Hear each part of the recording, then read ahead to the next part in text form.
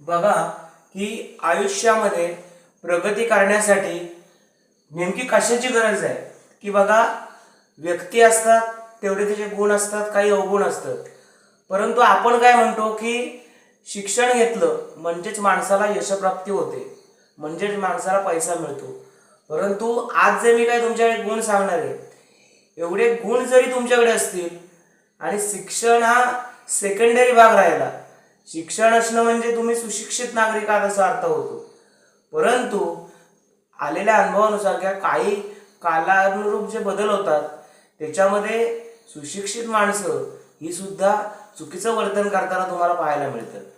So basic एक माणूस म्हणून आपल्याकडे कोणत्या गुणांची कमतरता असते, प्रत्येकाकडे असते. ओके, आपल्याला वाटतं अरे तो इकॉनॉमिक्समध्ये शिकला, आपण म्हणतो तो डॉक्टरेट झाला, आपण म्हणतो तो वेगवेगळ्या विषयांवरती चांगलं वक्तृत्व करतो. परंतु लक्षात घ्या, ही झाली तुमची शैक्षणिक पार्श्वभूमी, तुमची असणारी शैक्षणिक पार्श्वभूमी आणि आयुष्य जगण्यासाठी लागणारे गुण याच्यामध्ये एक महत्त्वाचा फरक आहे. हे सुद्धा तुम्ही जाणून घेणं अत्यंत गरजेचं आहे. सो आपण आपल्या मूळ मुद्द्याकडे वळायचंय. बघा की आयुष्यात प्रगती करण्यासाठी कशाची गरज आहे, करण्यासाठी कशाची गरज आहे.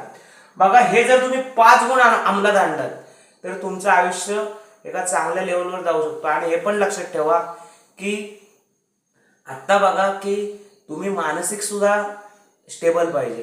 तुम्हाला कोणताही आजार नसणे, तुम्ही मानसिक स्टेबल असणे, तुमची रोजची दिनचर्या डेली रुटीन चांगलं असणे, हा सुद्धा एक संपत्तीचाच भाग आहे. बघा, मी सांगतोय ते तुम्ही कॅरी करा. विद्यार्थ्यांपासून प्रत्येक माणसापर्यंत हे तुम्हाला अत्यंत महत्त्वाचं ठरेल आयुष्यामध्ये. पहिला मुद्दा काय की तुमचं स्पष्ट ध्येय पाहिजे की एखाद्याला शिक्षक व्हायचंय. बघा की शिक्षक म्हणजे काय, शिक्षक म्हणजे सर्व गुण संपन्न आहे का, शिक्षकाला सर्व टेक्निक्स येतात का, नाही. परंतु अनुभवाने श्रेष्ठ असलेली व्यक्ती, विद्यार्थ्यांना घडवण्याची तळमळ असलेली व्यक्ती किंवा ज्याच्यामध्ये शिक्षकीपेक्षा दडलेला आहे अशी व्यक्ती, त्याचं ध्येय स्पष्ट आहे की मी टीचर होणार. नुसतं शिक्षक झालाय, नुसतं पुस्तकातलं ज्ञान देतोय, चालेल का, नाही. विद्यार्थ्याला योग्य वळण वाटेवर आणून ठेवणे, विद्यार्थ्यामध्ये आमूलाग्र बदल करणे, विद्यार्थ्यामध्ये देशाविषयी भावना निर्माण करणे किंवा काही बेसिक ज्या गोष्टी आहेत त्या विद्यार्थ्याला देणे म्हणजे शिक्षण आहे. नुसतं गणित येणं, विज्ञान येणं, इंग्लिश येणं, शालेय विषयांमध्ये 10वीला 90% आहेत म्हणजे तो उत्कृष्ट असं होईल का, बिलकुल नाही. तुमचं ध्येय स्पष्ट पाहिजे. आणि असं बिलकुल आहे का की प्रत्येक गोष्टींमध्ये पैसा मिळवण्याची ताकद आहे, परंतु तुमचं ते ध्येय आहे, हे ध्येय स्पष्ट पाहिजे.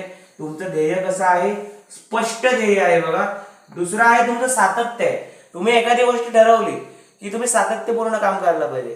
काही माणसं 75% एनर्जी असते, नंतर काम करतात. सो पहिला मुद्दा काय की तुमचं असणारं ध्येय हे स्पष्ट पाहिजे. दुसरा आहे तुमचं सातत्य पाहिजे कामामध्ये. तिसरा मुद्दा आहे तुमची जी मानसिकता आहे ही सकारात्मक मानसिकता पाहिजे, पॉझिटिव्ह मेंटॅलिटी तुमची पाहिजे. पहिला मुद्दा काय, स्पष्ट ध्येय. दुसरं सातत्य. तिसरं सकारात्मक मानसिकता. चौथं तुमची शिकण्याची वृत्ती पाहिजे. एखादी कोणतीही गोष्ट असेल तर शिकण्याची वृत्ती पाहिजे. म्हणजे नाही ना आपल्याला एखाद्या गायन करतायत, नाही ना ढोलकी वाजवतायत, तर तुम्ही शिकण्याची वृत्ती पाहिजे. लक्षात घ्या, एज्युकेशन हा शब्द इंग्लिश जरी असेल, बघा एज्युकेशन याचा पण आपण एक व्हिडिओचा भाग करणार आहोत. एज्युकेशन मधल्या प्रत्येक अक्षराला मिनिंग दिलेला आहे. पाचवा आहे शिकण्याची वृत्ती, चौथा आहे शिकण्याची वृत्ती आणि पाचवा आहे वेळेचे नियोजन. बघा, आयुष्यात प्रगती करण्यासाठी कशाची गरज आहे, स्पष्ट ध्येय, सातत्य, सकारात्मक मानसिकता, वेळेचे नियोजन. बघा, हे जर गुण तुमच्याकडे असतील तर तुम्ही नक्कीच पुढे जाल. हा व्हिडिओ विद्यार्थ्यांपासून पालकांपासून सगळ्यांना प्रेरणादायी आहे. बघा की आपल्यामध्ये आमूलाग्र बदल केले पाहिजे. आणि शिक्षक असेल तर तो तुमचं आयुष्य घडवण्यासाठीच आहे. शिक्षक हा विद्यार्थ्यांना बोलला तर राग येण्याची काही गरज नाही, कारण एक ना एक दिवस तुमच्या आयुष्यामध्ये सांगितलेल्या चांगल्या गोष्टींमुळे तुमचं आयुष्य घडत असतं. तो बघा की या व्हिडिओमध्ये मी इथेच थांबतोय. इथून पुढच्या भागामध्ये आपण नवीन अशीच काही महत्त्वपूर्ण माहिती घेऊन येणार आहोत. धन्यवाद.